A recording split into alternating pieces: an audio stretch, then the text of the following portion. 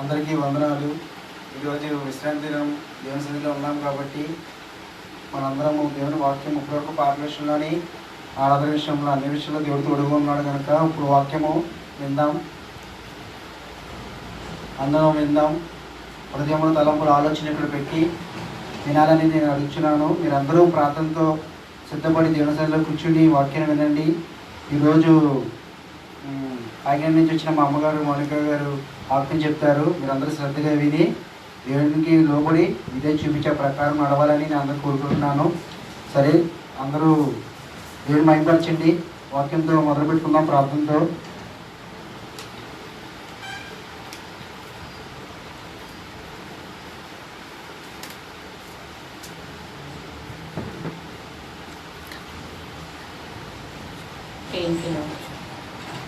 దేవునికి స్తోత్రమండి. గొప్ప దేవుడు, కనమైన దేవుడు మరొక పరిశుద్ధ దినం ఇచ్చినందుకు మరొకసారి దేవునికి కోట్ల కొద్ది వందనములు కృతజ్ఞతాస్తుతులు చెల్లించాము.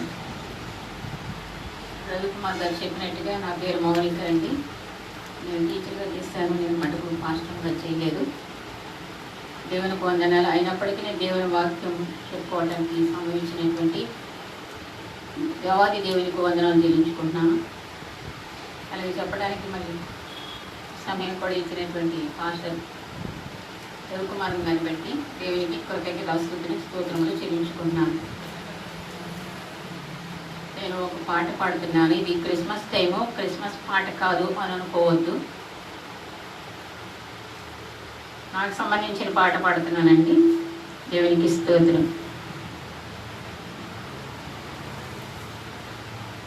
నిన్ను వీడి నేనుండలేను యేసయ్యా, నిన్ను వీడి నేనుండలేను, నిన్ను వీడి నేనుండలేను యేసయ్యా, నిన్ను వీడి నేనుండలేను. నా హృదయములో నిన్ను కొలిచెదను, నా పాటతో నిన్ను ఆరాధింతును.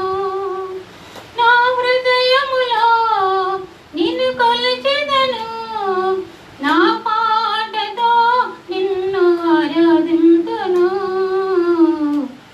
యేసయ్యా, నిన్ను వీడి నేనుండలేను.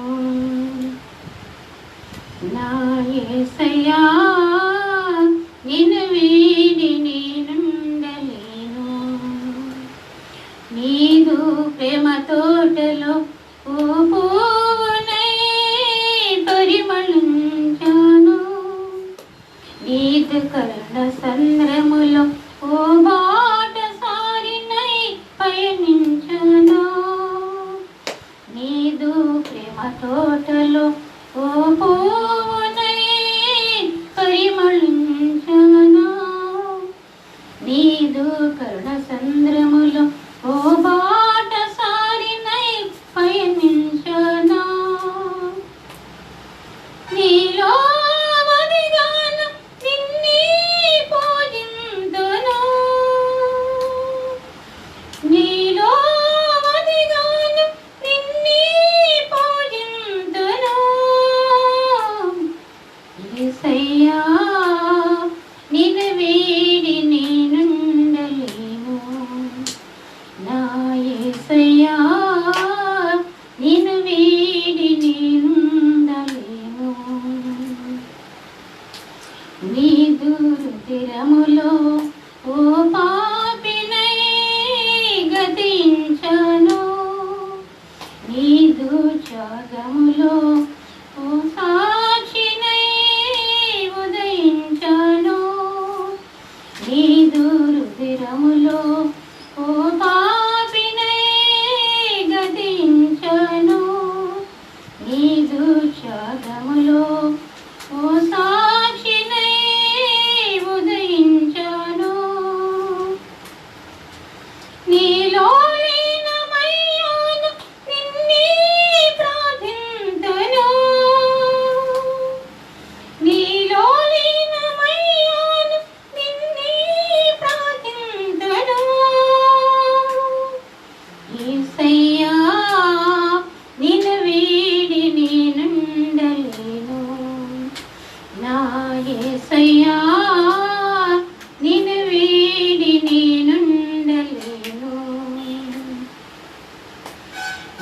నీదు ముఖ కాంతిలో ఓ దీపమై ప్రకాశించను, నీదు ఆలయములో ఓ సంకీర్తనై ఆలకించను, నీదు ముఖ కాంతిలో ఓ దీపమై ప్రకాశించను, నీదు ఆలయములో ఓ సంకీర్తనై ఆలకించను,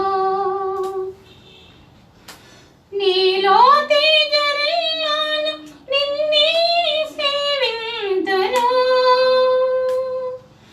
నీలో తేజరిల్లాను నిన్నే సేవింతును, యేసయ్యా నిన్ను వీడి నేనుండలేను, నా యేసయ్యా నిన్ను వీడి నేనుండలేను,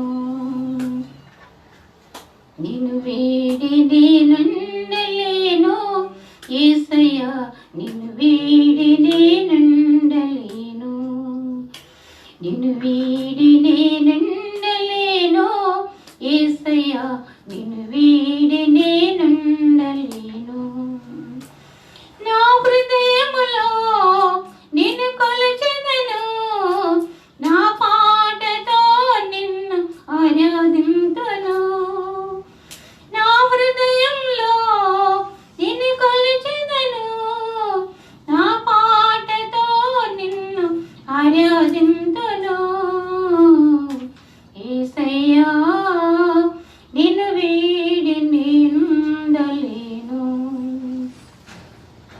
నా యేసయ్యా నిన్ను వీడి నేనుండలేను. హల్లెలూయా.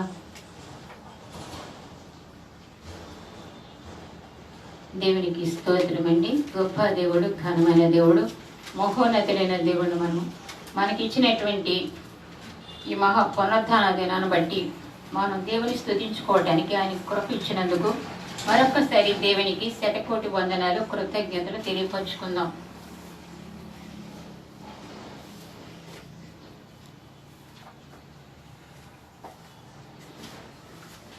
దేవుడు గొప్పవాడు కనుక దేవాది దేవుడు, రాజాది రాజుని మనందరం కూడా ఎంతో భయంతో భక్తితో ఆరాధించుకోవటానికి ప్రతి ఒక్కరం కూడా సజీవుడైన లేచిన రోజు ఆదివారం పునరుద్ధాన రోజు కనుక అందరం కూడా ఆయన పరిశుద్ధ స్థలములో చేరి ఆలయంలో కూర్చుని ఆయన పరిశుద్ధ స్థలములో ఆయన ఆరాధించుకుంటూ ఆయనందు సంతోషిస్తూ ఆయనందు ఆనందించుకునేటువంటి కృప ఆ సమయం ఇచ్చినటువంటి మహాఘనుడైనటువంటి మహారాజు అయినటువంటి యేసుక్రీస్తు ప్రభునామలు మనం మరొకసారి కృతజ్ఞతా స్తోత్రములు చెల్లించుకుంటున్నామండి.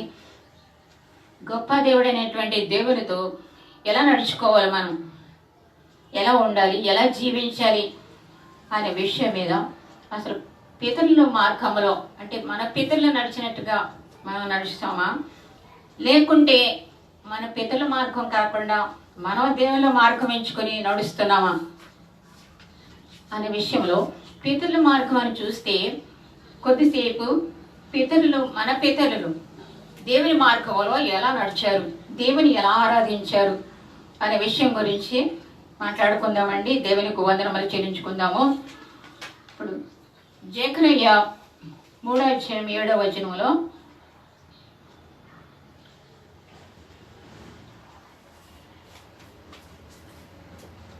ఒకసారి చదవండి.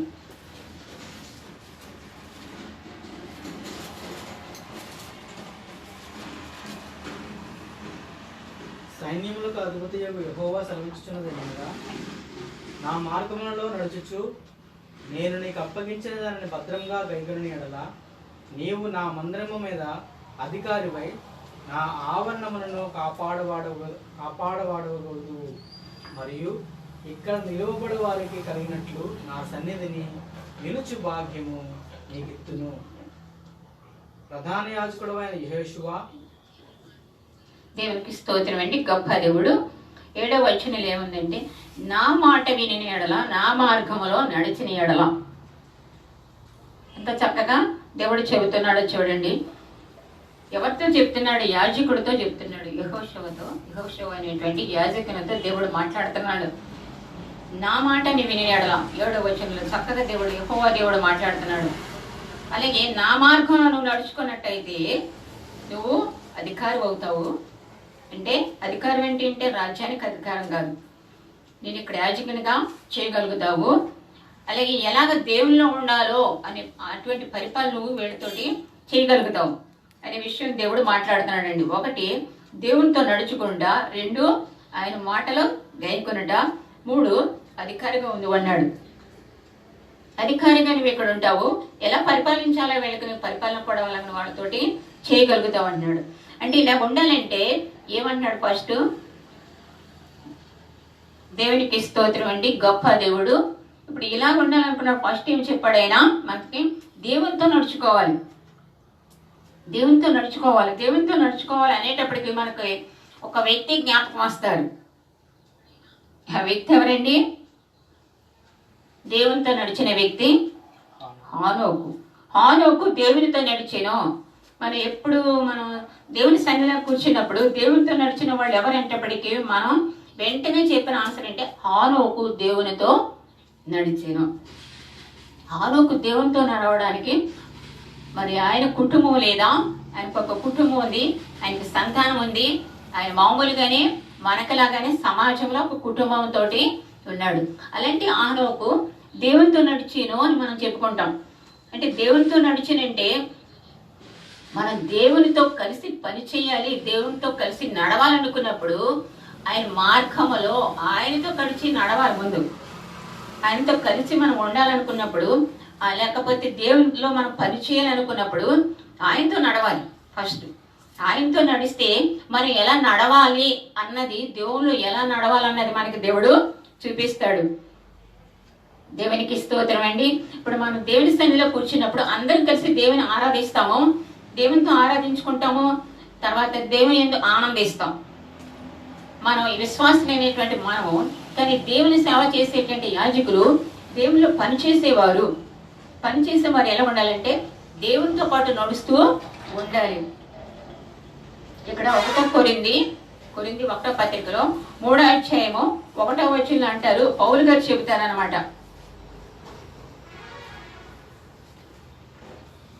అంటే నేను నాటాను, చెట్టు నాటాను, అపోలో నీరు పోసాడు, అభివృద్ధి చేసేవాడు దేవుడి. అభివృద్ధి చేసేవాడు దేవుడి. అంటే అభివృద్ధి చేసేవాడు దేవుడు అంటే యాజకునిగా మనం పనిచేస్తున్నాము, దేవుని చెప్పిన మాటలన్నీ కూడా మనము ఆయన ప్రకారం నడుచుకుంటున్నాము, ఆయనతో ఉంటున్నాము. కానీ అభివృద్ధి చేసేది మన మటుకు కాదు, అభివృద్ధి చేసేవాడు దేవుడి. మనం అనుకుంటాం ఒక చిన్న మొక్క వేస్తాం, మామూలుగా ఇంట్లో మొక్క వేస్తాము, డైలీ నీళ్లు పోస్తాం, అది తెల్లారికి మళ్ళీ కొంచెం ఎదుగుతుంది. ఎలా ఎదుగుతుంది అన్నది మనకి తెలియదు. అలాగే ఒక 2 నెలలు 3 నెలలు పట్టేటప్పటికి కొంచెం పెద్దటప్పటికి ఒక చిన్నగా పువ్వుగా పోస్తుంది, కాయలు కాస్తాయి. అది ఎలా కాస్తాయి మనకి తెలియదు. కానీ అభివృద్ధి చేసేవాడు దేవుడే.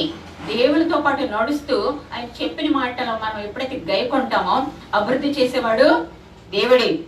అలాగే దేవుడు ఇంకొక విషయం చెప్తాడు మనకి, ఆదికాండము 48:15 చెప్తాడు. యాకోబు చెప్తున్నాడు, ఎవరితోటి? యేసేపుతోటి చెప్తున్నాడు, మా పితరుల ప్రకారం నేను నడుచుకుంటున్నాను. అబ్రహాము ఇస్సాకు ఎలా నడుచుకున్నారో దేవునితో, ఆ విధంగా మేము నడుచుకుంటాము. మరి మనకి పితరులు ఎవరు? వారే నడిచిన మార్గంలో నీతి, న్యాయము, యథార్థత. కనుక నీతిమంతుడు ఎవరో అన్నది దేవునికి తెలుసు, యథార్థమైన వాడు ఎవరో అన్నది దేవునికి తెలుసు. హృదయ అంతరంగము తెలిసిన దేవుడు గనక ఆ దేవునితో మనం నడిచినప్పుడు ఈ సమాజాన్ని చూడకుండా ఆ దేవుడు చెప్పినట్టు మనం నడిచి ఆయన మాటలు గైకుంటే అభివృద్ధి చేసేవాడు దేవుడే. దేవునికి స్తోత్రం అండి. దీని నిమిత్తం ఒక 2 ఉదాహరణలు చెప్పుకుందాము. ఇప్పుడు హానోకు గురించి చెప్పామండి. హానోకు దేవునితో నడిచాను. హానోకు గురించి ఆదికాండము 5వ అధ్యాయము 27వ వచనం చూస్తే, హానోకు ద్వారా తన సంతానంలో ఎవరు వచ్చారండి? మెతుషేలు వచ్చాడు. ఇప్పుడు మెతుషేల దినములన్నీ వచ్చారు. మెతుషేలను బట్టి చూస్తే ఇక్కడ ఒక విషయం చూస్తే ఎవరు ఎక్కువ కాలం బ్రతికారు అని ఒక క్వశ్చన్ మనం వేసుకుంటే వీళ్ళందరిలో కూడా ఎవరు ఎక్కువ బ్రతకారండి? మెతుషేల బ్రతికాడు. 969 సంవత్సరాలు బ్రతికాడు. ఎక్కువ సంవత్సరాలు బ్రతికినవాడు మెతుషేల. ఎలా బ్రతికాడు ఆయన? ఎంతకాలం? తన తండ్రి అనేటువంటి హానోకు దేవునితో ఎలా నడిచాడు, ఎలా జీవించాడు, ఆ విషయాలన్నీ తెలుసుకొని అలాగే ఆయన కూడా ఆ మాటలో నా తండ్రి ఎక్కువ దేవునితో ఎక్కువ మాట ప్రకారం నడుచుకుంటూ వెళ్ళిపోయాడు. 365 సంవత్సరాలు నడుచుకుంటూ వెళ్ళిపోయాడు. ఎక్కడికి వెళ్ళిపోయాడు హానోకు? దేవునితో పాటు. దేవుడు ఎక్కడికి వెళ్తాడు? పరలోకానికి, ఆయన రాజ్యానికి వెళ్ళిపోతాడు. దేవునితో పాటు వెళ్ళిపోయాడట. ఆయన ఏమయ్యాడు ఎవరికి తెలియదు. ఎలా వెళ్ళాడు అది దేవునికే తెలుస్తుంది. దేవుడు తీసుకెళ్లే దేవుడు గనక. దేవుడు ఎంత గొప్పవాడో చూడండి, ఎంత ప్రేమిస్తున్నాడో. నీతిగా, యథార్థంగా, న్యాయంగా జీవించే వాళ్ళని ఆయన ఎలా చేస్తాడో అన్నది మనం కొన్ని వచనాల ద్వారా తెలుసుకోవచ్చు. ఈ మెతుషేలు కూడా అలాగే చేసినాడు కాబట్టి ఆయన కూడా దేవుని మార్గంలో నడిచాడు కాబట్టి ఆయనకు పుట్టినటువంటి సంతానంలో నోవహ నీతిమంతుడు. ఆ కాలంలో ఇప్పుడు నోవహ ఎలా నడిచాడు? అలా పితరుల మార్గం ఎన్నుకున్నాడు. నా తండ్రి ఎన్నుకున్నాడు. ఎన్నుకుని దేవునితో నడిస్తే ఈ విధంగా ఉంటుంది కనుక నేను కూడా ఇలా నడవాలి అనుకున్నప్పుడు ఆ నీతిమంతుడు ఎక్కడున్నాడని యెహోవా దేవుడు చూశాడు. లోకమంతా భయంకరమైన పాపంతో నిండిపోయింది కనుక ఈ లోకాన్ని దేంతో నశింపచేయాలనుకున్నాడు? నీటితో, జలముతో నశింపచేయాలనుకున్నాడు. అనుకుని నీతిమంతుడి కొరకు చూస్తే నీతిమంతుడైన నోహ కనిపించాడు. చూడండి ఎంతగా మరి వాళ్ళ యొక్క తండ్రి వాళ్ళ మార్గంలో నడుస్తూ వాళ్ళు ఎలా జీవించారు. దేవునితో జీవిస్తూ, దేవుని యొక్క మాటలు వింటూ, దేవుని మాట ప్రకారం నడుస్తూ, మళ్ళీ కుటుంబాలు లేని వాళ్ళు సన్యాసులు అయిపోయి అరణ్యాలకు వెళ్ళిపోయి కూర్చుంటాం ఆ విధానం కాదు. ఒక ప్రక్కన కుటుంబం ఉంది, ఒక ప్రక్కన దేవుని మార్గంలో నడుస్తున్నారు, ఆయన దేవుని మాటలు వింటున్నారు, ఆ ప్రకారమే జీవిస్తున్నారు. ఈ విధంగా చూస్తే ఒక హానోకుని బట్టి చూసుకుంటే నోవహు వరకు మనం చూసుకోవచ్చండి. రెండోది అలాగే దేవుని మార్గంలో నడుచుకున్నది అబ్రహాంతో దేవుడు మాట్లాడతాడు. ఆదికాండం 12:1 మాట్లాడతాడు. ఈ విదేశమును విడిచి నువ్వు లేచి నీ దేశం నుండి, నీ బంధువుల వద్ద నుండి, నీ తండ్రి ఇంటి నుండి బయలుదేరి నేను నీకు చూపించే దేశంలోకి వెళ్ళము. చూడండి ఎలా చెప్పాడు. నీ దేశాన్ని విడిచిమన్నాడు, నీ తండ్రిని విడిచిపెట్టమన్నాడు, నీ జల్లుని విడిచిపెట్టు. ముందు నేను ఎక్కడ చూపిస్తాను అక్కడికి వెళ్ళు. నేను పలానా చోట చూపిస్తున్నాను, పలానా దేశం చూపిస్తున్నాను, పలానా ఊరు చూపిస్తున్నాను, అక్కడికి వెళ్ళు అని పాయింట్ ఏం చెప్పలేదు. నేను చూపించే దేశానికి వెళ్ళు అన్నాడు అంతే. అది ఏ దేశమో తెలియదు అంటే నడుస్తూనే ఉండాలి. అలాగా ఆయన ఎక్కడ ఆగమంటే అక్కడ ఆగాలి. మరి ఎంత ధనవంతుడైన అబ్రహాము నాకు కానీ అంత క్రితం దేవుడు అంటే తెలియదు ఆయనకి. అబ్రహాముకి ఒక ధనవంతుడు అయినప్పటికీ అబ్రహాంని ఎన్నుకున్నాడు దేవుడు. చూడండి ఎంతగా అబ్రహాం ఎన్నుకున్నప్పుడు ఈ రోజుల్లో అయితే ఏమైనా అంత ఆస్తిపరులు ధనవంతులు అయితే ఎన్ని వదిలేసి నేను ఎక్కడో దేవుడు వెళ్ళమంటే అడవులోకి వెళ్ళి నేను సేవ చేస్తానంటారు. నాకు సుఖం ఉండొద్దా, నేను సుఖంగా బ్రతకొద్దా, నాకు ఆరోగ్యం ఉండొద్దా అంటారు. దేవుడు పిలుపు వచ్చిందంటే అరణ్యంలోకి వెళ్ళాలి, సముద్రం దగ్గరికి వెళ్ళాలన్నా వెళ్ళాలి, కొండ మీదకి వెళ్ళాలన్నా వెళ్ళాలి. మరి అలాగే అబ్రహాం కూడా ఆయనకి ఏదో తన తండ్రి ద్వారా విని వెళ్ళలేదు. దేవుడు సృష్టికర్త మాట విని లోబడి వెళ్ళాడు. వెళ్ళి దేవుడు ఎంత చెబితే అంతే, ఎలా మాట్లాడితే అలాగే. తర్వాత 15వ అధ్యాయము 5వ వచనంలో ఉంటుంది, నక్షత్రాలు చూపించి నువ్వు లెక్క పెట్టలేనంత.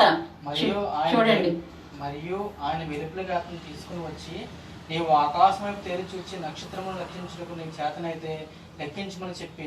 చూడండి ఎంత గొప్ప దేవుడు.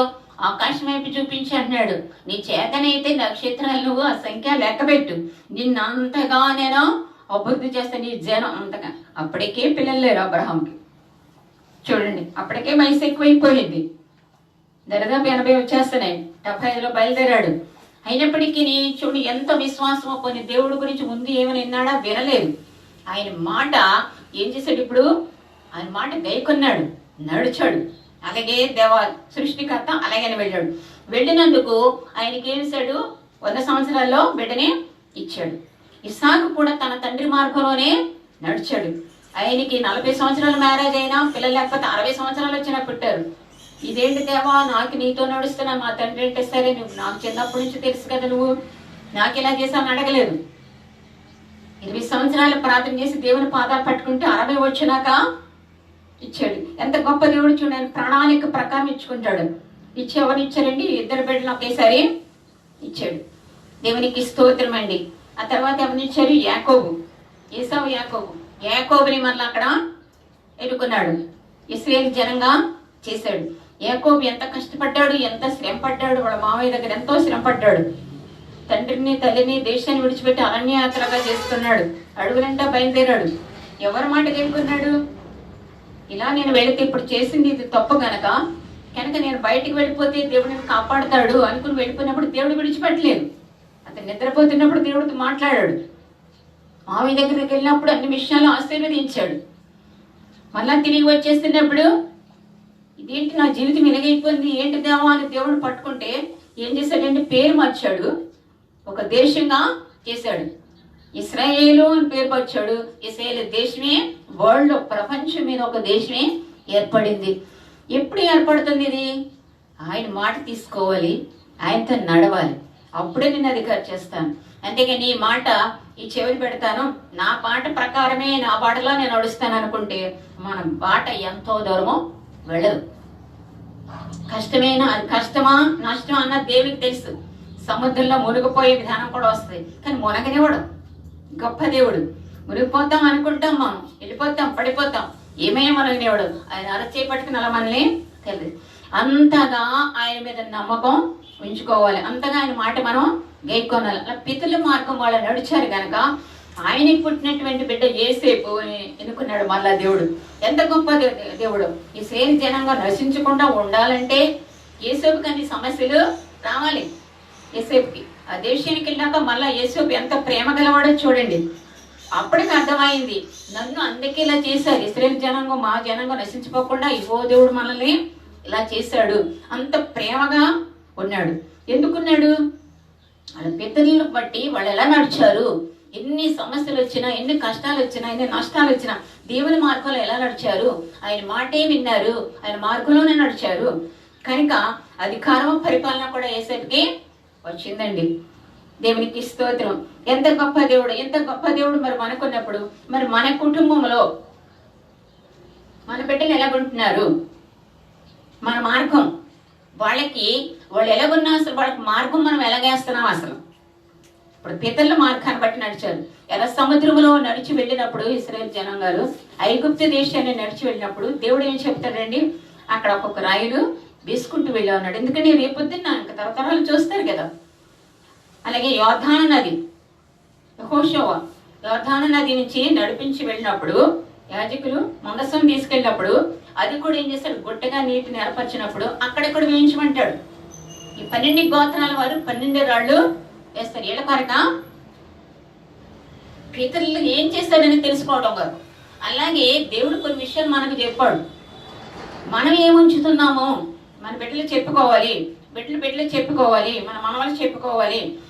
ఏమి వేసి ఇక్కడ వెళుతున్నాం, ఏ మార్గం పెట్టి ఇక్కడ వెళ్తున్నాం, మన కుటుంబం గురించి ఒక్కొక్క కుటుంబం గురించి ఆలోచించుకోవాలి. నేను నా బిడ్డకి ఏ మార్గం వేసి పెట్టాను, వాళ్ళకి పుట్టిన బిడ్డలకి నేనేమి ఇక్కడ మార్గాలు వేసి పెట్టి వెళుతున్నాను. మళ్ళీ మనం దేవుడు మళ్ళా రమ్మంటున్నాడు కదా, తిరిగి నా దగ్గర రండి అంటున్నాడు. మనం చదువుకున్నాం ఇందాక 90 అధ్యాయంలో. తిరిగి నదినారా మళ్ళీ తిరిగి నద్దకు రండి అంటాడు.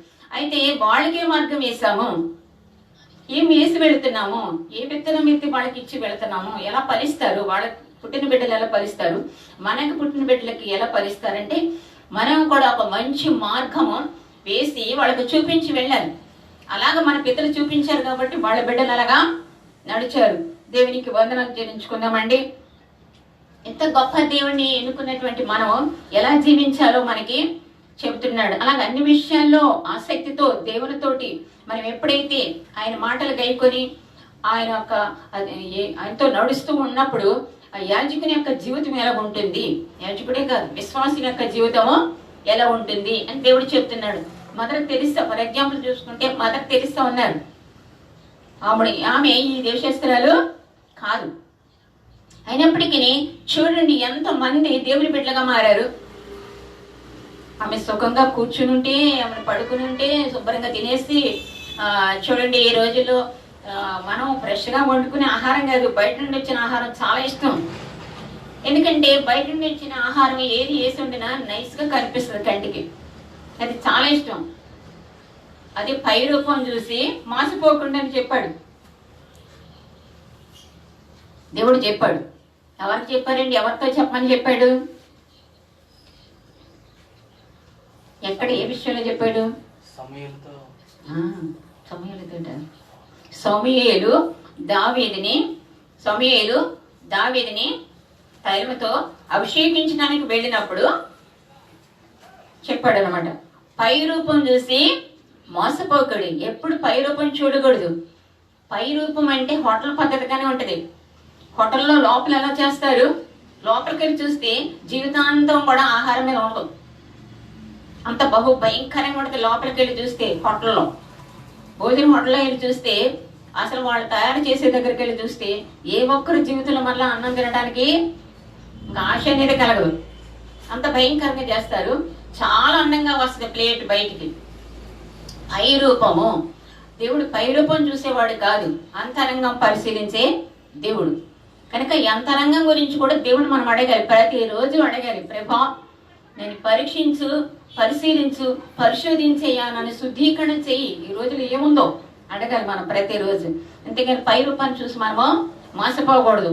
ఎప్పుడు కూడా దేవుని మనం స్తుతిస్తూ ఆయనలోనే జీవించుచున్నప్పుడు ఆయన మన కొరకు ఏం దాచిపెట్టాడు?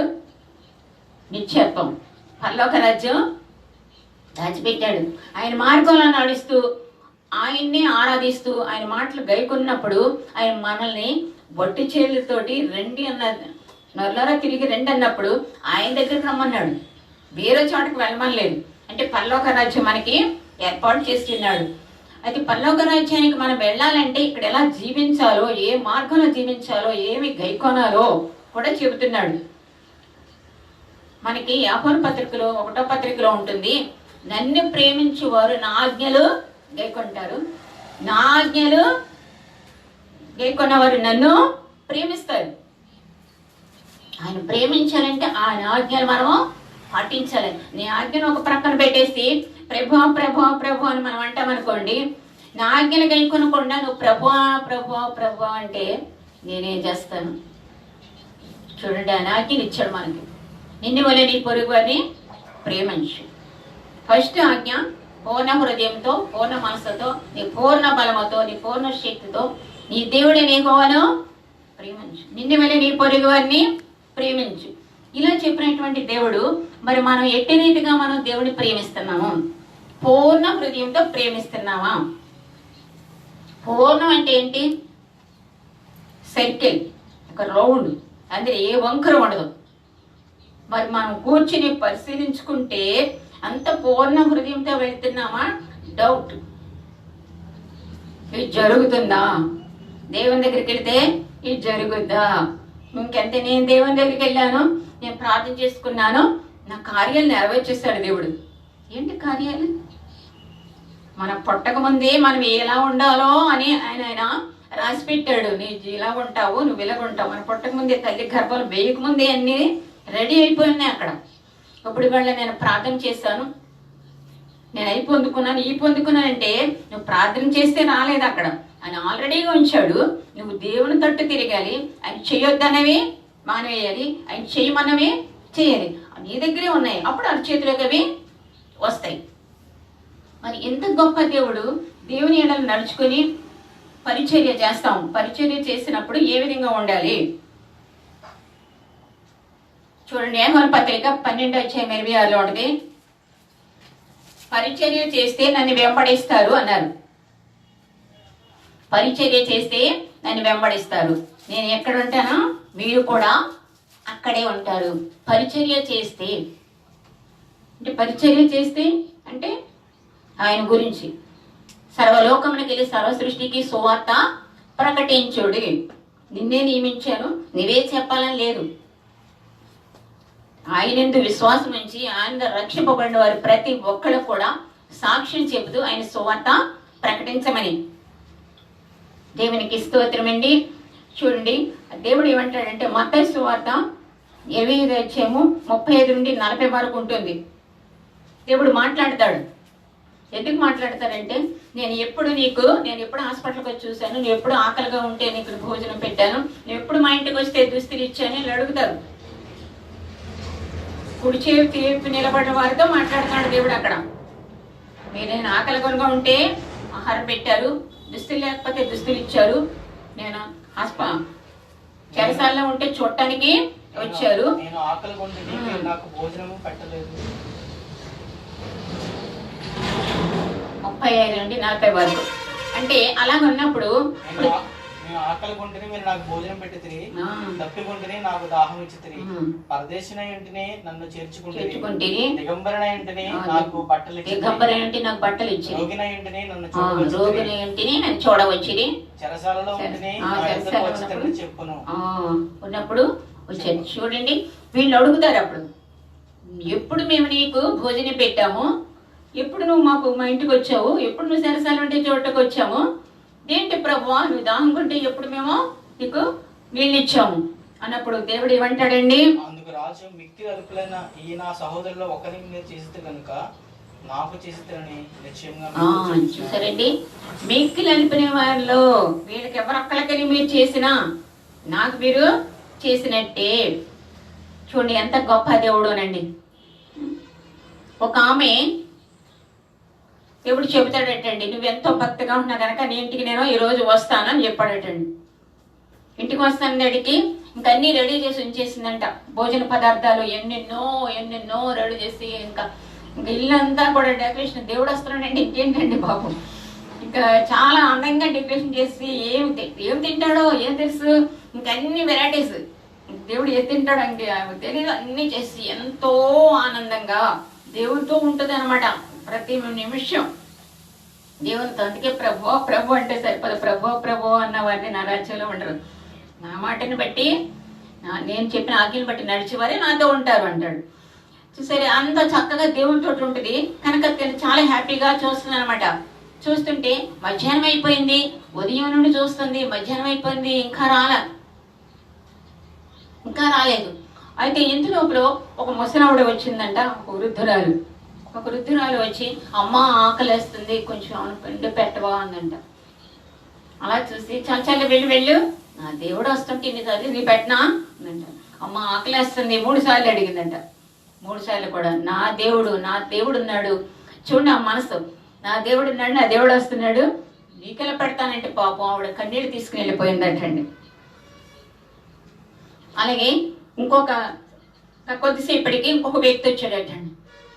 ఇంకొక వ్యక్తి వచ్చి చాలా నీరసంగా కుంటూ వచ్చి అమ్మ దాహం వేసిన కొంచెం మంచినీళ్ళు అమ్మ చాలాసేపు ప్రాధాయపడితే నీళ్ళు చొక్కేమని ఏంటి ఆవిడ చాలా నువ్వు ఏంటిది నా దేవుడి కొరకు ఎంత పరిశుభ్రంగా ఇంత చక్కగా చేసుకుంటే ఇలా అడుగుతారు ఏంటి మీరు వెళ్ళిపో అందంట. అలాగే 3 సార్లు అడిగాడంట, వెళ్ళిపోయాడు. ఇంకా రావట్లేదేంటి, సాయంకాలం అయిపోయింది 5 అయిపోయింది 6 అయిపోయింది, చినుకులు పడిపోతున్నాయి, ఏంటి ప్రభువా నువ్వు ఇంకా రాలేదేంటి గదులు తిరిగేస్తున్నాడు. గదులని తిరిగేస్తుంటే అప్పుడు ఒక వృద్ధుడు ఉడుక్కుంటూ వచ్చాడట. వచ్చి అమ్మ కాస్త చలేస్తుంది, ఒక దుప్పటి కప్పుకోవటానికి ఏదైనా చినిగిపోయిందన్నా ఉంటే ఇవ్వు అమ్మా అనేసి అడిగాడటండి. అడిగితే అలా చూసిందంట.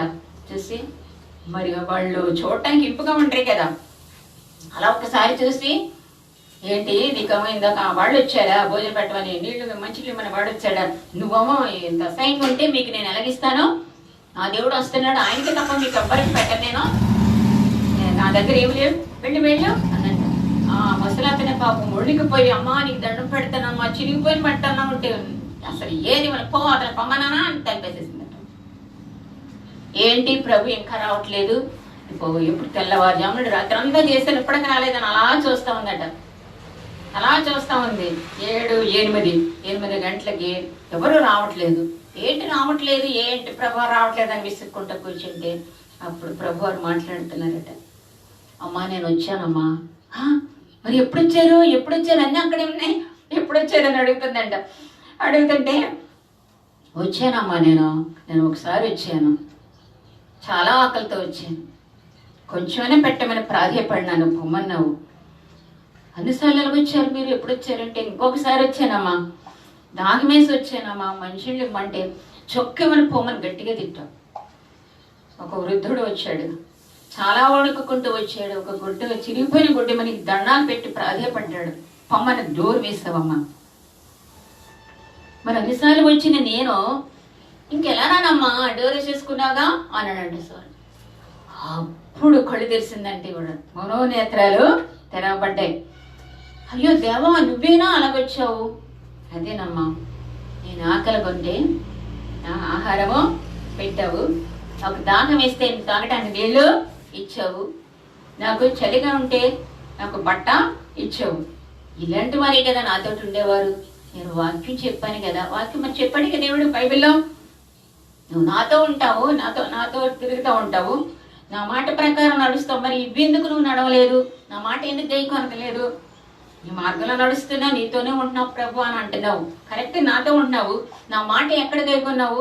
నువ్వు ఎక్కడ విన్నావు అసలు అంటే అప్పటికప్పుడు కింద పడి దొల్లి ఏడ్చి, ప్రభా క్షమించు, నేను క్షమించు. అమ్మ, నీ అంత ప్రార్థనా పర్రాలు ఇలా ఉంటే ఇంకెప్పుడు తెలుసుకుంటారు, నేను ఎప్పుడు తెలుసుకుంటారు అని చెప్పి వెళ్ళిపోడేటండి. మరి ఏ విధంగా మనం ఉంటాం? పరిశుద్ధ దినం వచ్చింది, ఆదివారం వచ్చింది కనుక పరిశుద్ధమైన దుస్తులు కట్టేసుకుని చర్చికి వెళ్ళిపోతే అక్కడ ఉన్న బట్టలే వేసుకుని చిరిగిపోయిన బట్టలు వేసుకొస్తే వాళ్ళ ప్రక్కన కూర్చోవటానికి చాలా బాధపడతారు. దేవుడు అందరికీ దేవుడే, పేదల కొరకు వచ్చిన దేవుడు, పాపులను రక్షించడానికి వచ్చిన దేవుడు కనుక దీన్ని బట్టి మనం చూస్తే ఎలా ఉన్నాడండి? లోక 12:35 చెప్తారు, సిద్ధపాటు కలిగి ఉండాలి. సిద్ధపాటు కలిగి ఉండాలి. సిద్ధపాటు కలిగి ఉండాలంటే మీ నడుమును కట్టుకొని ఉండుడి, మీ దీపములను వెలిగింపనీయుడి. చూడండి, సిద్ధపాటు ఏ సిద్ధపెట్టు?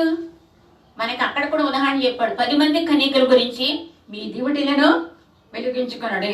సిద్ధపాటు కలిగి ఉండండి. ఎప్పుడు వస్తారో ప్రభు మనకి తెలియదు. మీరు ప్రయాణం గురించి త్వరగా బయలుదేరతాం, అన్నీ సర్దేసుకుని బస్సు వెళ్ళిపోద్దో, ట్రైన్ వెళ్ళిపోద్దో, ఫ్లైట్ వెళ్ళిపోద్దో, గంటల తరబడి వెయిటింగ్ చేస్తాం. కానీ ప్రభు సన్నిధికి రావడానికి మటుకు ప్రభు వచ్చి కూర్చున్నా మన ఇష్టం వచ్చినప్పుడే మన పనులన్నీ చేసుకుని మనం వస్తాం. ప్రేమ గల దేవుడు కాబట్టి అలాగే కూర్చుని చూస్తూ ఉంటాడు. సర్వాంతర వ్యామ కాబట్టి అయినా రెండమ్మా మీ ఇష్టం, భూమికి ఇచ్చాను కదా, భూమి మీద ఉండమన్నాను కదా, మీ ఇష్టం, మీరు ఎలాగున్నా పర్వాలేదు, మీ ఇష్టం. మరి నేను సృష్టించాను కాబట్టి నేనే ఎదురు చూడాలి, మీరు కొరకు మీరు ఎదురు మటుకు చూడరు. చూడండి, ప్రభు యొక్క మనసు ఎంత బాధపడుతుందో చూడండి. మన కొరకు మనల్ని సృష్టించిన దేవుడు ఎంతో బాధపడుతున్నాడు. కనుక అనేక రకాలైనటువంటి పరిచర్యలు ఉంటాయి, మనకి ఎన్నో పరిచర్యలు ఉంటాయి, ఎన్నో విధాలుగా ఉంటాయి. ఎన్ని పరిచర్యలు ఉన్నా పాటలు పాడతారు కొంతమంది, పరిశుద్ధ స్థలంలో పనులు చేస్తారు కొంతమంది, దేవుని వాక్యము చెబుతారు కొంతమంది, ఇలా ఉంటారు. వీళ్ళందరికీ కూడా దేవునికి పరిచర్య చేసేవాళ్లే. అది ఎలా చెయ్యాలి? దేవుని సన్నిధిలో ఆయన మాట ప్రకారం అంతా నడుచుకుంటున్నాను, నేను నీ మాట నేను గైకుంటున్నాను ప్రభు అని చేయాలి. నాకు స్వరం వచ్చిందని పాడేయటం కాదు, నాకు వాక్యం వచ్చిందని చెప్పేయటం కాదు. ఎందుకంటే మనం చూసే వాళ్ళకి పై రూపం చూస్తాం కదా, దేవుడు లోపల హృదయాన్ని చూస్తున్నాడు. ఆయన మనం పాడేస్తే అక్కడ బహుమతి ఇచ్చేసి వెళ్ళిపోడు, ఒక ప్రైజ్ అక్కడ గిఫ్ట్లు పెట్టేసి, ఇదిగో అమ్మా నువ్వు బాగా పాడేస్తావు, బాగా వాక్యం చెప్పేస్తావు అనండు. ఈ హృదయం చూస్తాడు ఆయన, పై రూపం చూసేది మనుషులమే మనం. కనుక మనం ఎప్పుడూ కూడా పితరుల మార్గంలో తెలుసుకున్నప్పుడు, అంటే పితరుల మార్గం అంటే మనకు పరిశుద్ధ గ్రంథాలు అన్ని వ్రాయబడినవి, అవన్నీ చదువుకున్నప్పుడు మనం పరిచర్య చేయాలన్నా, దేవునితో నడవాలన్నా, దేవుని పరిచర్య చేయాలన్నా చాలా జాగ్రత్తగా చేయాలి. ఏలియా అన్నాడు, ఎలీషాని రమ్మంటే నేను వస్తానులేని అన్నాడా, తర్వాత వస్తానన్నాడా? వెంటనే వెంబడించాడు. యేసు ప్రభు కూడా ఆయన శిష్యుల్ని పిలిచారు. మేము చేపలు పట్టుకోవడం అనేసి మేము వస్తామా, మా వృత్తి అది కదా, మా బ్రతుకు తెరవాలగా, మా కుటుంబాలు ఎలా పోషించబడతాయి అని అన్నారా? అనలేదే. అక్కడ పడేసి వెంటనే ఆయన వెంబడించారు. మరి ఇప్పుడైతే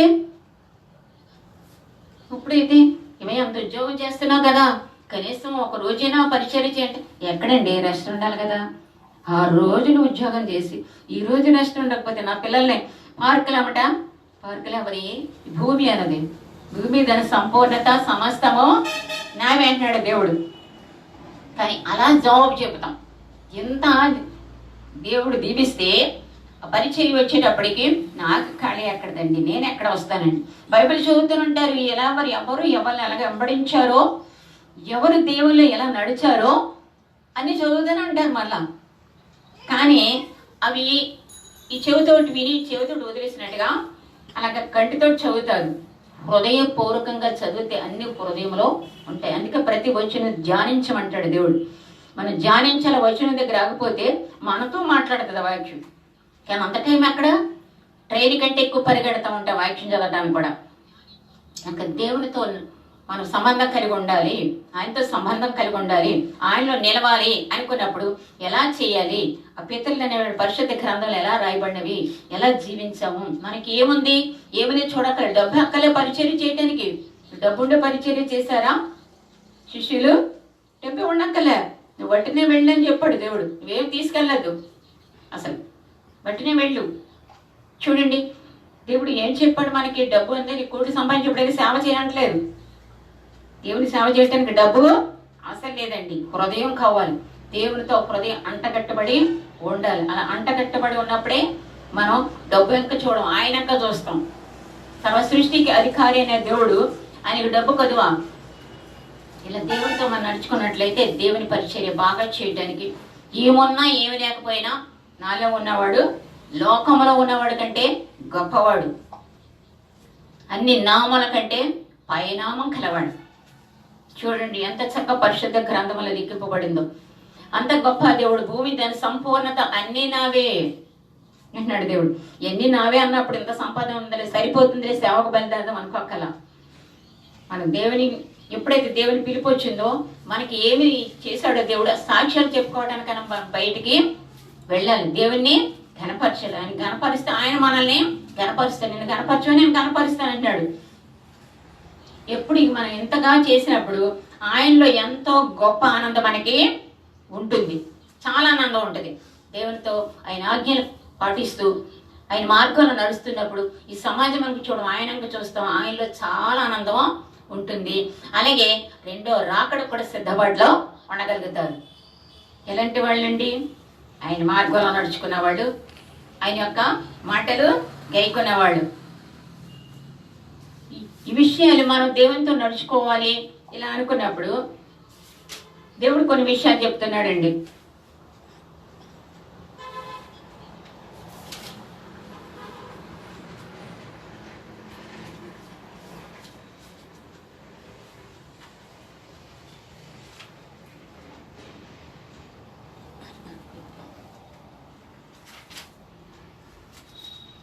దేవునికి స్తోత్రమండి. గొప్ప దేవుడు, ఘనమైన దేవుడు.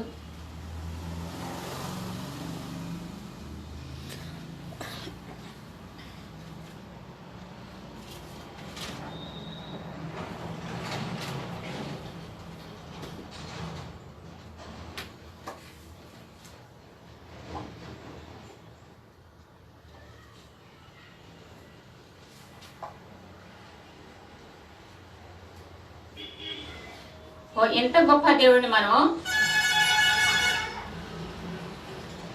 గొప్ప దేవుడిని నమ్ముకున్నాం మనము దేవుళ్ళు జీవించటానికి.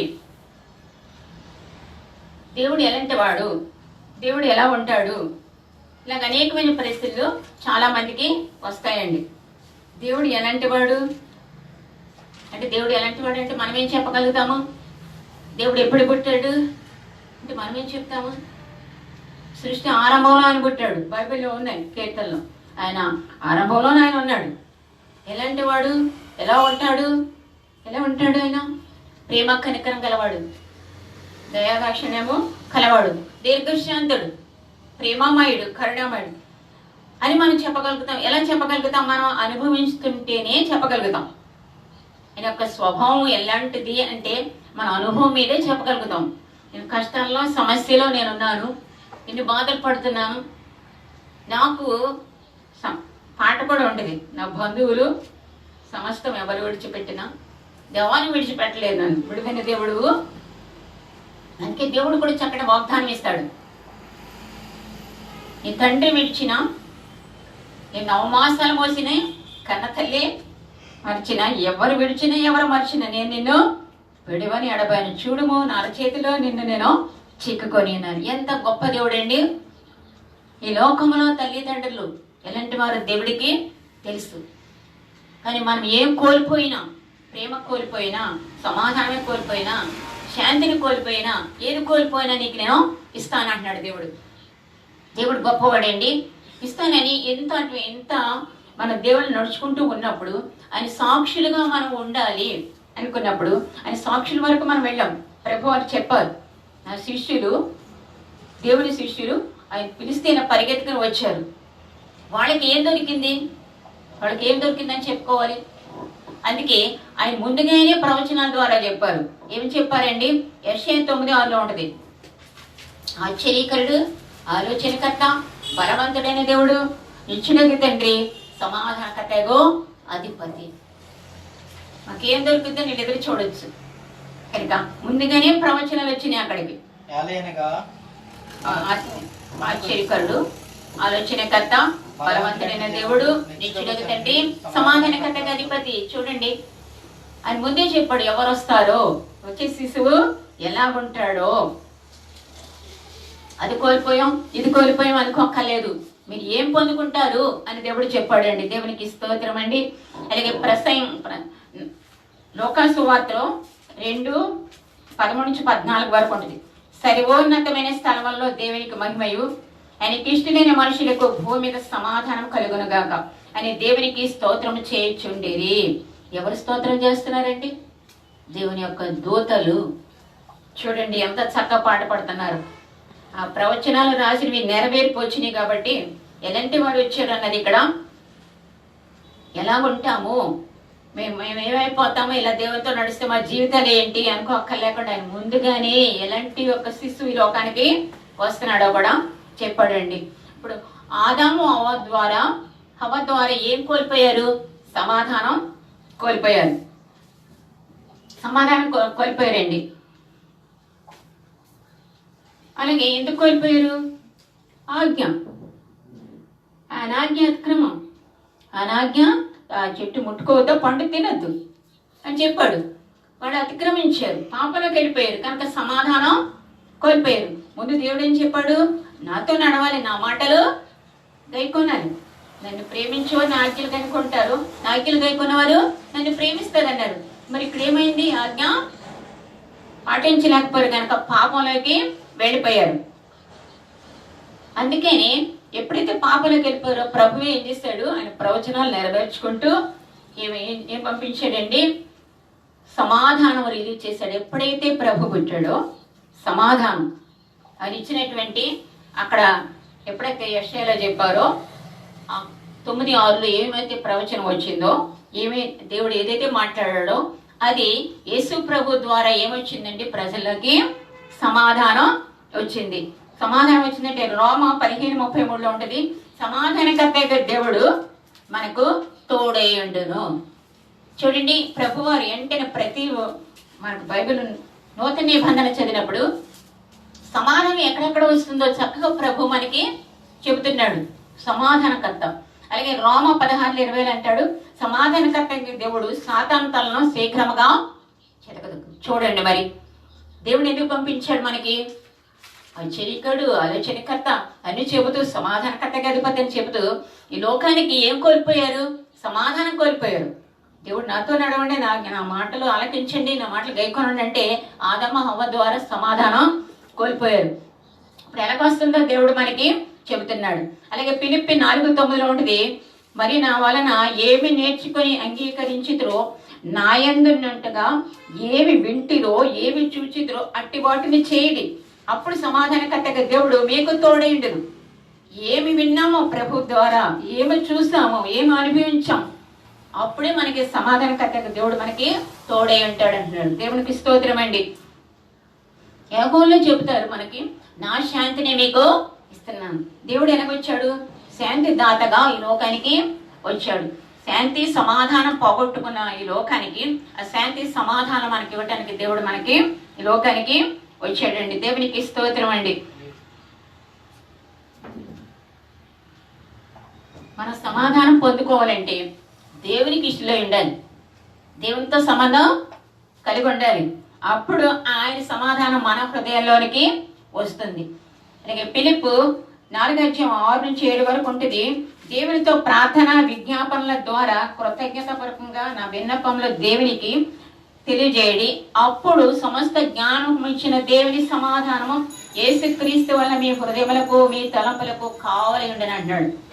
సమాధానం ఒట్నే వచ్చేస్తా, సమాధానకర్తగా అధిపతి వస్తున్నాడు, మీకు సమాధానం ఇస్తానని దేవుడు చెప్తున్నాడు. ఒట్నే రాదు, ఎప్పుడు ఎలాగ వస్తుందో చెప్తున్నాడండి. అలాగే రోమా 12:18 ఉంటుంది, సమస్త మనుషులతో సమాధానం కలిగి ఉండుడి. దేవునికి స్తోత్రం అండి. గొప్ప దేవుడు. చూడండి, లూకా 7:37 వచనము, 38, 48, 50 వచనాల్లో ఉంటుంది. ఒక పాపపు స్త్రీ వస్తుంది. పరిసరింటికి భోజనానికి వెళ్తారు యేసు ప్రభు. వెళ్ళినప్పుడు ఒక పాపాత్మురాలు స్త్రీ వచ్చి ఆ వెనక తట్టి వచ్చి చూసి ప్రభు వారు అంటే ఇప్పుడులాగా కూర్చోరు, పాదాలు వెనక పెట్టి కూర్చుంటారు. ఆ పాది ఎంతో దుఃఖించి కన్నీళ్ళతో పాదాలు కడిగిందంటే, పాదాలు కడిగాక ఎంత వాటర్ కావాలి, అసలు చాలా నీళ్ళు కావాలి, ఎంత కన్నీరు ఖర్చింది. తనలో ఉన్న రక్తం అంతా కూడా నీరైపోయి ఉంటుంది. అంటే అంతగా పశ్చాత్తాపడింది ఆ స్త్రీ. కడిగి మరి అది ఎలా తుడవాలి? తన తల వెంట్రుకలతో తుడిసిందటండి. మరి మనం ఎప్పుడైనా ప్రభుని చేసామా? మనం కన్నీళ్ళు తడిపేస్తామా? ఆయన పాదాలు ఆయన శరీరం కూర్చున్నప్పుడు ఆయన అక్కడ కూర్చుంటారు, మన కన్నీళ్ళు ఆయన పాదాలు తడిసిపోతున్నాయా? ఎప్పుడైతే మనం అలా చేసామో, ఇప్పుడు అంతగా దుఃఖపడి చేసిందో ప్రభు వారు ఏం చేశారంటే అప్పుడు అత్తరు చేసాతోటి చక్కగా అంతా పాదాలు ఆయన దుస్తులు వాటి మీద అత్తరు పోసిందటండి. ఎంత గొప్పదో చూడండి. ఆ స్త్రీ పాపాత్మురాలే, కానీ ఆమె ఏం చేసింది? ఆ క్రియ బైబిల్లో లిఖింపబడింది. పాపాత్మురాలు అంటాం మనం. ఆమె హృదయం దేవుని సన్నిధిలో ఎంతగా పశ్చాత్తాపడింది. అంత పశ్చాత్తాపం మనలో ఉందా? ఆ ఒక్క మాటే కదా. ఏమైంది? దేవుడు క్షమించేస్తాడు అంటారు. దేవుడు క్షమించేస్తాడు. క్షమించే దేవుడు, క్షమించడానికి వచ్చాడు దేవుడు. పాపక్షమణ ఆయన రక్తంలో ఉంది. కానీ ప్రతి క్షణం మనం పాపం చేస్తూ ఆయనకి ఇష్టం లేని అయిష్టమైన కార్యాలు చేస్తూ ఉంటే అస్తమాటు మనల్ని క్షమించే దేవుడు మటుకు కాదండి. దేవునికి వందనాలండి. అలాగే లోకస్ వార్తలని 8వ అధ్యాయంలో 43-48 వరకు ఉంటుంది. 12 సంవత్సరాల రక్తస్రావణ స్త్రీ ఉంటుందండి. ఆమె 12 సంవత్సరాలు ఎంతగానో బాధపడింది. తనకున్నదంతా కోల్పోయింది, ఆరోగ్యం కోల్పోయింది, సంపద కోల్పోయింది, అంతా కోల్పోయింది. చివరికి రక్షకుడు వచ్చాడు, దేవుడు వచ్చాడు, మెస్సయ్య వచ్చాడు అంటున్నారు. రాజ్యాన్ని పరిపాలిస్తాడు, రాజ్యం చేస్తాడు, రాజ్యాన్ని పరిపాలిస్తాడు అంటున్నారు. అద్భుతాలు చేస్తున్నాడు, ఆయన ఎన్నో ఆశ్చర్యకార్యాలు చేస్తాడంటున్నారు. ఆయన దగ్గరికి ఎంతో సమాధానం వస్తుంది అంటారు. అని విశ్వాసంతో వచ్చి యేసుప్రభు యొక్క అంగి ముట్టుకుంటే ఏమైందండి? అక్కడ స్వస్థత వచ్చింది.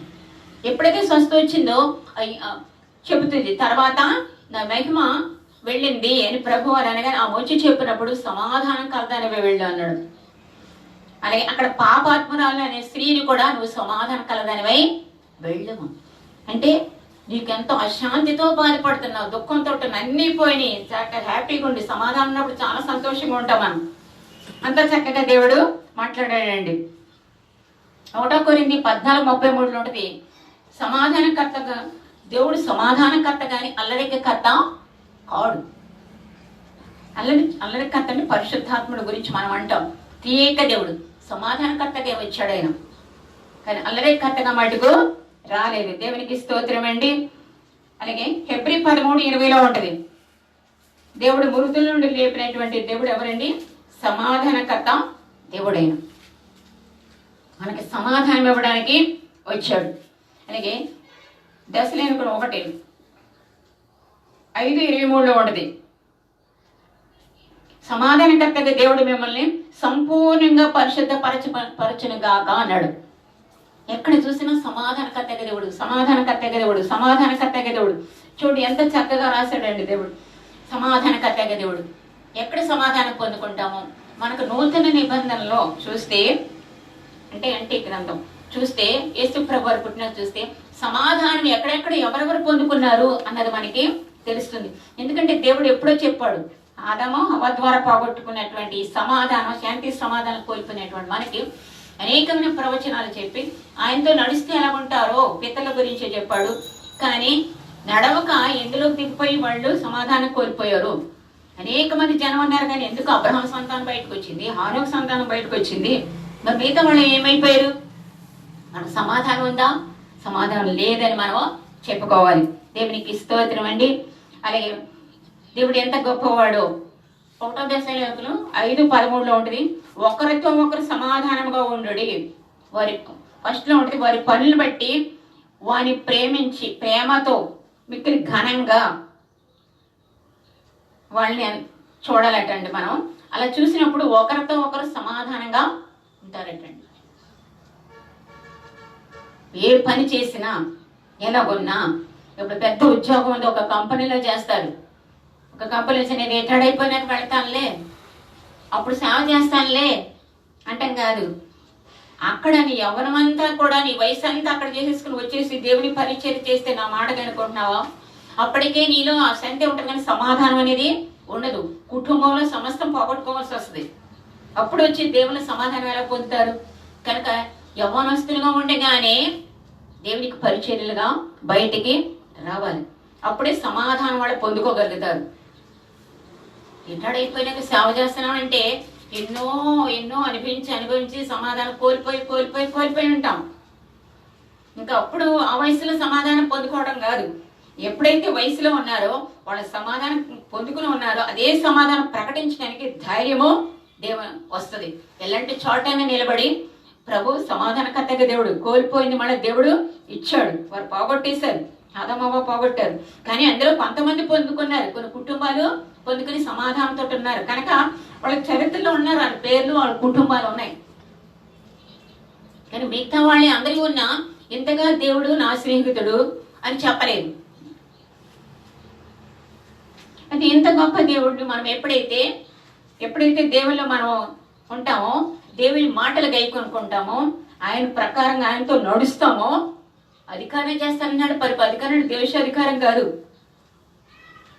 దేవుని నమ్ముకున్న బిడ్డలు ఎలా నడవాలో తిమోతికి ఎలా చెప్పాడో పౌలు గారు, అలా చెప్పే అధికారం మనకు దేవుడు ఇస్తాడు. ఆయన బిడ్డలు ఎలా ఉండాలో అని చెప్పే అధికారం మనకి దేవుడు ఇస్తాడు. అలాగే దశలోనికైన 2వ పత్రికలో 3:16 ఉంటుంది, సమాధానకర్తగా దేవుడు తానే ఎల్లప్పుడూ మీకు సమాధానం అనుగ్రహించు. సమాధానకర్తగా దేవుడు ఆయనే ఇస్తాడటండి సమాధానం మనకి. ఆయనలో ఉంటే ఆయన ఇస్తాడు, ఆయన లేకపోతే మనకి కలిగిస్తాడు. తర్వాత మత్తయి సువార్త 5:9 ఉంటుంది, సమాధానపరచేవారు ధన్యులు, వారి దేవుని కుమారులు అనబడుతురు. ఎంత గొప్పదో దేవుడు చూడండి. సమాధానపరచేవారు, సమాధానంగా కలిగి ఉండి సమాధాన పరిస్తే వారు ఎలాంటి వాళ్ళు? దేవుని కుమారులు. ఇంకా అంతకంటే ఏముంది? ఇంకాను ఆయన కుమారులు, ఆయన కుమార్తెలు. కొలసి 3:15 ఉంటుంది, క్రీస్తు అనుగ్రహించే సమాధానం మీ హృదయంలో ఏదిచ్చుండని. ఆయన సమాధానకర్త దేవుడు గనక ఆయన ఏమి అనుగ్రహిస్తారో మనకి సమాధానమే అనుగ్రహిస్తాడు. అది మన హృదయంలో దాచుకోవాలి. అంతేకాని మన కుటుంబం ఎలాగుంది, మన కుటుంబంలో కల్లోలాలు, మన కుటుంబంలో సమస్యలు బట్టి సమాధానం పోయింది, నాకు శాంతి ఉండట్లేదు, సమాధానం ఉండట్లేదు అనేక మంది చెప్తారు. కానీ దేవుడు అంటే మీ హృదయంలో నేను ఇస్తున్నాను, ఇచ్చినప్పుడు మీరు నా సమాధానం మీరు పొందుకోండి, నా శాంతిని పొందుకోండి. నేను సమాధానకర్తకి లోకానికి వచ్చాను, ఎప్పుడో పోగొట్టుకున్నట్టు సమాధానాన్ని ఇవ్వడానికి వచ్చాను. నాతో నడవండి, మీరు నా మాటలు గైకొనండి, ఈ సమాధానం పొందుకోండి, సమాధానకర్త అధిపతిని అని చెప్తున్నాడు. ఇలా ఉన్నటువంటి మనం ఎలాగుంటున్నామో, దేవునితో సమాధానంగా ఉంటున్నావా, మనుషులతో సమాధానంగా ఉంటున్నావా? అసలు మన ఇంట్లోనే సమాధానం ఒకరితో ఉందా? మరి మన కుటుంబాన్ని చూసుకుంటే భార్య భర్తల మధ్యలో సమాధానం ఉందా? బిడ్డలకి తల్లిదండ్రులకి సమాధానం ఉందా? ఆ ఫ్యామిలీలో అత్త కోళ్ళకి సమాధానం ఉందా? ఎవరికి ఏ సమాధానం ఉంది? దేవుడిచ్చే సమాధానం పొందుకోండి, నేనే ఇస్తున్నాను, మీ హృదయంలోకి ఇస్తున్నాను అన్నప్పుడు ఎందుకు పొందుకోలేకపోతున్నాం మనం? ప్రక్క వాళ్ళతో సమాధానం ఉందా? ఎవరితో సమాధానం లేకపోతే, దేవుడితో సమాధానం లేకపోతే ఏ సమాధానం కూడా ఉండదు. మన హృదయం ఇచ్చిన సమాధానం తీసుకోవాలి అనుకుంటే మనం పోగొట్టుకునే ఆనాటి మన పితరులు అనేటువంటి ఆదాము హవ్వ ద్వారా సమాధానం ఎప్పుడైతే శాంతి సమాధానం పోగొట్టుకున్నారో, దేవుడు మళ్ళా ఈ లోకానికి శిశువుగా వచ్చి ప్రభు ఈ లోకంలో జన్మించి మన కొరకు జన్మించాడు ఈ సమాధానం ఇవ్వడానికి. ఆశ్చర్య కార్యాలు, అద్భుత కార్యాలు, బలవంతుడైన దేవుడు, నిత్యుడకు తండ్రి, నిత్యత్వం మనకు ఇవ్వడానికి వచ్చాడు. ఆ వచ్చిన దేవుడు మనకు సమాధానం ఇస్తూ సమాధానకర్తగా ఉంటూ, ఆయన ఉన్నా లేకపోయినా అంటే ఆయన అప్పుడు బ్రతుకున్నాడు, ఇప్పుడు బ్రతికిలేడా, నాడు నేడు నిరంతరం ఏకరీతిగా ఉన్న దేవుడు. ఆయన చనిపోయాడు, సమాధానకర్తగా దేవుడు చనిపోయాడు, తిరిగి లేచాడు, సజీవుడే లేచాడు. ఆయన ఆరోహణమై దేవుని దగ్గరికి మన పరలోక రాజ్యానికి వెళ్ళాడు. ఆయన మాటలు గైక్కుని ఆయన ఎందుకు నడిచిన వారు, సమాధానం కలిగి ఉండే వారు అందరూ ఎక్కడ ఉంటారంటే ఆయనతో పాటు ఉంటారు. ఎప్పుడు దేవునితో ఉంటే నేను ప్రార్థన చేసుకుంటున్నాను, నాకు ఇతరులు అక్కర్లేదు అనకూడదు. మన కుటుంబం ఫస్ట్ నాకు సమాధానం ఉండాలి, నా బిడ్డలకు సమాధానం ఉండాలి, పక్కోళ్ళతో సమాధానం కలిగి ఉండాలి. నేను దేవునితో సమాధానం ఉన్నాను అంటే అదే దానికి రుజువు. అంతేగాని నేను దేవునితో ప్రార్థన ఉండి ఎవరితో నా సమాధానం లేకపోవటం ఏంటి, అది చూస్తాడు దేవుడు. నువ్వు ఒక్కడికి ఉంటే, నువ్వు ఒక్కడే తింటే నేను చెప్పింది ఏంటి, అక్కడ ఎవరిస్తే పెట్టమని చెప్పాను నేను, వాళ్ళకి పెడితే నాకు పెట్టినట్టే నేను ఎందుకు అన్నాను అని దేవుడు అడుగుతాడు. దేవునికి స్తోత్రం అండి. గొప్ప దేవుడు, ఘనమైన దేవుడు. ఇంత ఘనమైన దేవుడిని పొందుకున్నటువంటి మనం ఈ లోకంలో సమాధానం కలిగి ఉండాలి. నిజమైన సంతోషం, ఆనందం మనకి వస్తుంది. అది ఎప్పుడు వస్తుంది, ఆయన ప్రేమించాలి, ఆయన ఆజ్ఞలు కనుక్కోనాలి, తర్వాత ఆయన మార్గంలో నడవాలి. అలా నడిచినప్పుడు ఎప్పుడు నిరంతరం ఉన్న దేవుడు గనక ఆయన సమాధానం మనకి ఏదో కొనుక్కోక్కలేదు, ఫ్రీగా మీ హృదయాల్లో నేను కుమ్మరిస్తున్నాను అన్నాడు. కాబట్టి ఆ సమాధానం మనం పొందుకుని అందరితో సమాధానం కలిగి ఉండి ఉన్నప్పుడు ఏమున్నా లేకపోయినా ఇంట్లో మనం సంతోషంగా ఆనందంగా మనం గడగలుగుతాం. ఈ విధంగా దేవుడు మరి క్రిస్మస్ సందర్భంగా మనకు చక్కటి రోజులు ఇచ్చాడు. ఆయన పుట్టినటువంటి రోజులు, ఆయన ఎప్పుడు పుట్టాడంటే, ఎప్పుడు మన హృదయంలో పుట్టాలంటే డైలీ కూడా మన హృదయంలో పుడుతున్నాడు. దేవుడు పుట్టాడంటే ఆయన సమాధానంతో మనము ఉండాలి. అలాగే ఉన్నప్పుడే ఆ పుట్టాడైన ఆనందం మన హృదయంలో ఉంటుంది. దేవునికి స్తోత్రం అండి. చక్కటిగా మనకి ఈ రోజుల్లో దేవుడు పుట్టుక రోజుల్లో అందరు జ్ఞాపకం చేసుకొని ఆయన స్తుతించుకోవటానికి, ఆయన చేసిన కార్యాలు ఆరాధించుకోవటానికి చెప్పి, ఆయన అద్భుతాలు చెప్పుకుంటూ ఆయన ఏమేమి చేశాడో అవన్నీ కూడా చెబుతూ ఆయనతో సమాధానం కలిగి మనం కూడా ఎవరికి చెప్పాలన్నా అమ్మ కుటుంబంలో సమాధానం కలగండి అని మనం చెప్పగలుగుతాం. అది మనం ప్రతి ఒక్కరు పొందుకోవాలని కోరుకుంటూ, మరి దేవుడు ఇచ్చినటువంటి సమయాన్ని బట్టి దేవునికి కృతజ్ఞత స్తుతులు స్తోత్రం చెల్లించుకుంటూ, దేవుడు మరి కొద్ది వాక్యం దేవుడు ఆశీర్వదించిన గాక. ఆమేన్.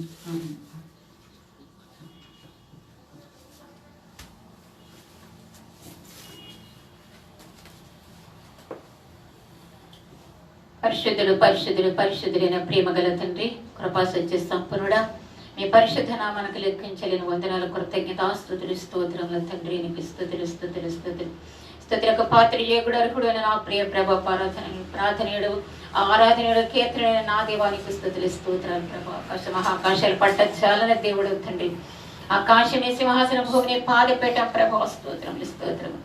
నేను సమస్తమైన మాట చేత మహిమలు చేసిన దేవుడు ప్రభ, నన్ను మమ్మల్ని మటుకు ప్రభ ఈ పరిశుద్ధమైన హస్తాలతో చేసి ఈ మహిమలో ఉంచుకున్న దేవ, మరలా మహిమలు ఇవ్వడానికి మా కొరకు జన్మించిన దేవ, మహిమలో మమ్మల్ని చేర్చుకోవడానికి ప్రభు నా తండ్రి మరణించి తిరిగి లేచిన దేవ నా ప్రభ, రెండవసారి మరలా రావడానికి నా ప్రభ సిద్ధంగా ఉన్న దేవ, మమ్మల్ని కూడా సిద్ధపడమని మాట్లాడిన దేవానికి స్తుతులు స్తోత్రాలు తండ్రి. స్తోత్రముల నాయన, గొప్ప దేవ, ఘనమైన దేవ, పరిశుద్ధ గ్రంథంలో మరి పితరుల మార్గంలో నడిచారు ప్రభా.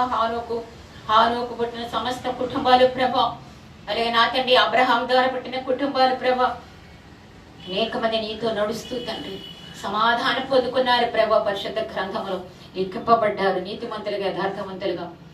నా ప్రభా నా తండ్రి, ఎంత గొప్ప దేవుడు నా ప్రభా నా తండ్రి. నీ మాటలు గైకొనాలన్నా, నీతో నడవాలన్నా ప్రభా, నీతో నా తండ్రి నా ప్రభ నా తండ్రి పరిచర్య చేయవ, నాతో సంబంధం కలిగి ఉండాలన్న ప్రభకు నిబంధన. ఎంత గొప్ప దేవుడు ప్రభు. స్తుతులు స్తోత్రాలు తండ్రి. అంత గొప్ప దేవుడు మా కొరకు నా ప్రభ కోల్పోయినట్టు ఆదం హవ్వ ద్వారా కోల్పోయినటువంటి శాంతి సమాధానం మాకు ఇవ్వడానికి వస్తానైన ప్రవచనాల ద్వారా ప్రభు నెరవేర్చిన దేవానికి కృతజ్ఞత స్తుతులు స్తోత్రములు తండ్రి. ఈ జన్మదిన వేడుకలు ప్రభు, సమాధానకర్తగా అధిపతి నీకు కృతజ్ఞత స్తుతులు స్తోత్రాలు ప్రభు. ఆ సమాధానం మీ హృదయంలో కుమ్మరిస్తున్నాను అన్న ప్రభు. ఎంత ప్రేమ గల దేవుడు, కరుణామయుడు, ప్రేమమయుడు ప్రభు, దయగల దేవుడు ప్రభు, నీకు స్తోత్రాలు. ఉన్నవాడమైన దేవాల్ప ఒమేగన దేవా నీకే సమస్త ఘనత మేము ప్రభావం అర్పిస్తున్నాను నా తండ్రి. నా దేవి పరిశుద్ధ పునరుద్ధాన రోజు ప్రభ నిన్ను ఆరాధించుకుంటూ ప్రభ నా తండ్రి మీరు చేసిన మేళ్ళు ప్రభ అవి పరిశుద్ధ గ్రంథం లిఖింపబడినటువంటి ప్రభ లేఖనములు చదువుకునే ప్రభ నీ ఆనందించే కృప మా అందరికి ఇస్తున్నందుకు నీకు కృతజ్ఞతాస్తుతులు స్తోత్రములు తండ్రి. మా మధ్యాహ్న పరిశుద్ధాత్ముడు మాలో నివసిస్తున్న పరిశుద్ధాత్ముడు నా తండ్రి యేసు క్రీస్తు ప్రభు నీకు స్తోత్రాలు స్తోత్రాలు స్తోత్రాలు ప్రభ. నా దేవ మా కొరకు జన్మించిన దేవ నువ్వు వస్తున్న ప్రభు నా తండ్రి వధువు సంఘంలో ప్రభు ఎత్తబడటానికి సిద్ధపడి దేవుటిని వెలిగించుకొని సిద్ధపడి ఉండమన్నావు ప్రభు. ఎంత గొప్ప దేవుడు తండ్రి. అది కూడా నువ్వు ప్రభు నీ లేఖనం ద్వారా మాకు తెలియపరిచినందుకు నీకు కృతజ్ఞతాస్తుతులు స్తోత్రములు చెల్లించుకున్న తండ్రి స్తోత్రములనైనా మా కొరకు జన్మించిన తండ్రి వందనముల ప్రభ. మా కొరకే ప్రభ ప్రాణం పెట్టి బలియాగమన తండ్రి నీకు 100 కోటి కృతజ్ఞతాస్తుతులు స్తోత్రములు చెల్లించుకుంటున్నాను నాయన. నా తండ్రి నా ప్రభు సజీవుడు లేచిన వాడు మమ్మల్ని కూడా నా ప్రభు నా తండ్రి మీతో పాటు మీ రాజ్యంలో ఉంచడానికి మీరు చూపిన బహుకృపను బట్టి ప్రేమను బట్టి నా తండ్రి మీకు వందనములు చెల్లించుకుంటున్నాను నేను. మీ వాక్యం బట్టి ప్రభ నా తండ్రి మాతో మాట్లాడినందుకు వందనముల ప్రభ. నన్ను ప్రేమిస్తూ మీతో నడుస్తూ మీ మాటలు గైకుంటూ ఉండటానికి నీ కృప దయచేయమని నా తండ్రి నా ప్రభు. నీ చిత్తమైతే మన ఒక పరిశుద్ధ దినం ప్రభ మేమందరం మేము ఆరాధించుకుని కృపిస్తున్నాము. కొంచెం ఈ మధ్యలోనే ప్రభ నా తండ్రి నా నీ పుట్టుక దినం వేడుకలు జరుపుకోవటానికి నా ప్రభ నా తండ్రి నీ ప్రేమ గలస్తం అందరికి తోడే ఉంటున్నందుకు వందనములు చెల్లించుకుంటున్నా తండ్రి. ఈ సన్నిలో కూర్చున్న ప్రతి బిడ్డని పేరు పేరు చెప్పిన మీరు ఆశీర్వదించి ప్రభ మీ మార్గంలో నడుస్తూ నీ మాటలు గైకుంటూ ప్రభ మీరిచ్చే సమాధానమును ఆనందమును సంతోషమును పొందుకుని అనేక మంది పంచి ఇవ్వడానికి నీ కృప దయచేయమని ప్రభ.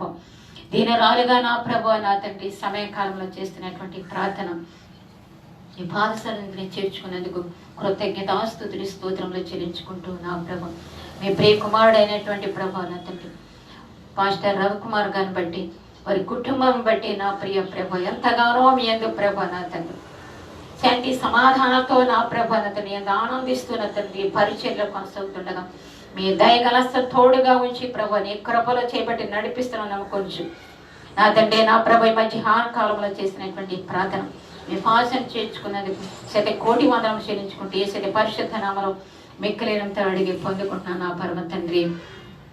ఆమేన్ ఆమేన్ ఆమేన్. యేసు రక్తమే జన శిలువ రక్తం